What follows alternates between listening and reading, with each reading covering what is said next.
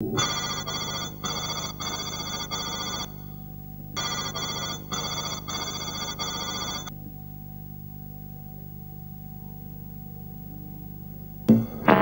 oft-repeated myth about Alien is that the company knew all about the creature on LV-426 and sent the Nostromo to bring it back.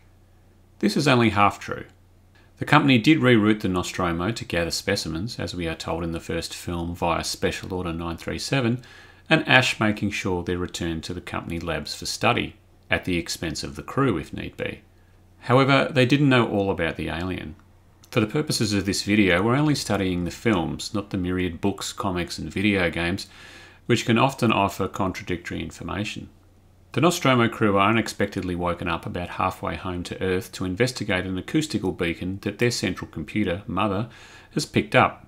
Section B2 of their contracts dictate that they are obligated to investigate any systematized transmission indicating an intelligent origin.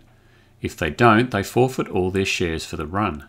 Once they land and Dallas, Kane and Lambert investigate the signal, Ripley puts the transmission through ECIU and it eventually translates what they thought was a distress signal into what looks more like a warning to stay away. The alien gets on board, everyone dies, Ash and the company are exposed, Ripley escapes with the cat.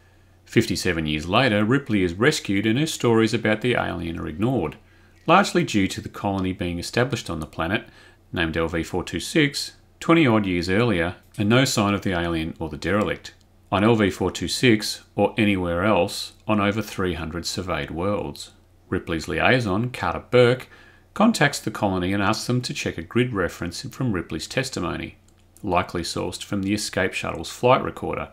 A flight recorder that corroborated parts of Ripley's story about the Nostromo setting down on LV-426 and then resuming course and being set for self-destruct.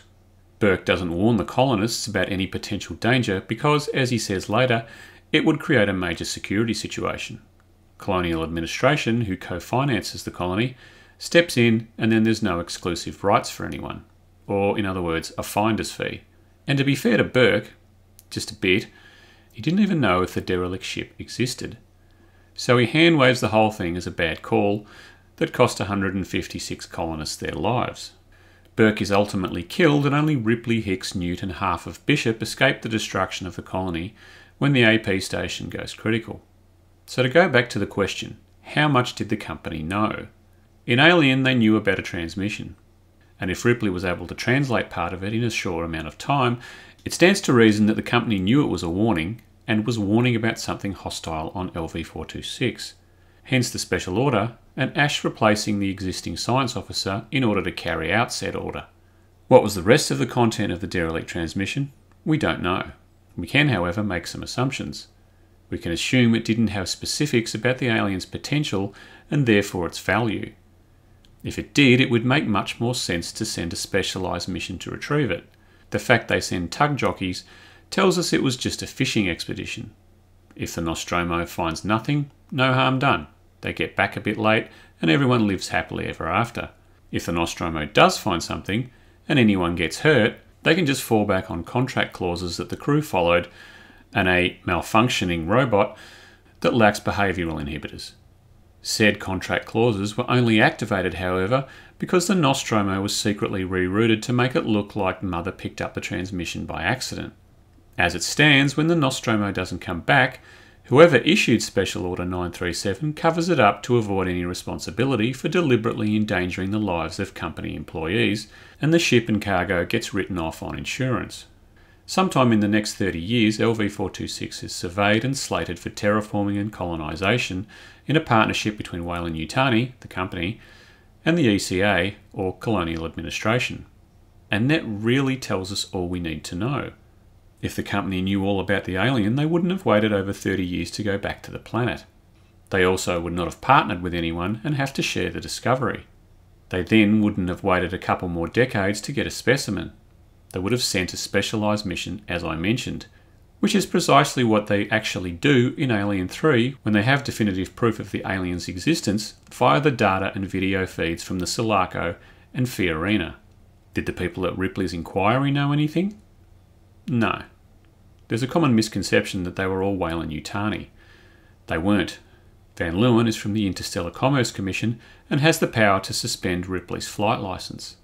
The other people are from colonial administration and insurance organisations.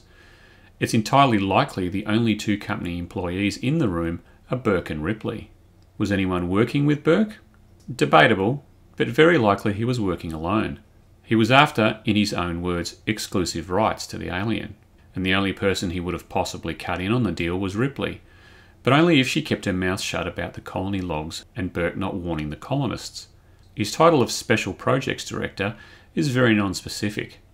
It effectively means do whatever work is given to you. He's not Director of Special Projects. A Director of Special Projects doesn't act as a human resources case manager, which is pretty much what Burke is when we first meet him. Now many will scream cover-up, and there was a cover-up. Whoever issued Special Order 937 covered it up.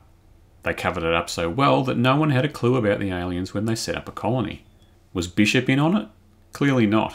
He made no effort to hide the fact that Burke wanted to take specimens back, and him trying to take specimens back of his own volition would have been a direct violation of his core programming to allow humans to be harmed.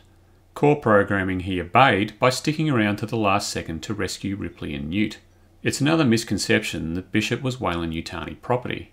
Even if we ignore the script that says he's from colonial administration, it's clear from the knife trick scene that he spends all his time with the Marines, a government organisation and not a private corporation. Did he have secret programming or orders? There's nothing in the films to suggest this. As an addendum, David transmits a signal after he leaves for Origai 6 on the Covenant. He includes illustrations and charts of his work during his 10 years of solitude, as seen in the short Advent. The company receives this signal and Special Orders 931 and 899 are issued, along with Surgical Investigation Order 754.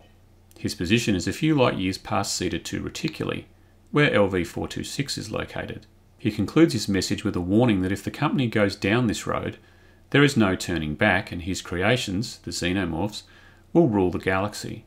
At time of writing, there is a TV series and a new film in the works, which may examine what the company knew further and reframe what we know. However, considering that by the time of Alien Resurrection, over 200 years after Aliens, the Xenomorphs are so rare as to be practically extinct, it's safe to assume Weyland-Yutani did not take David up on his offer, or if they did, were not successful.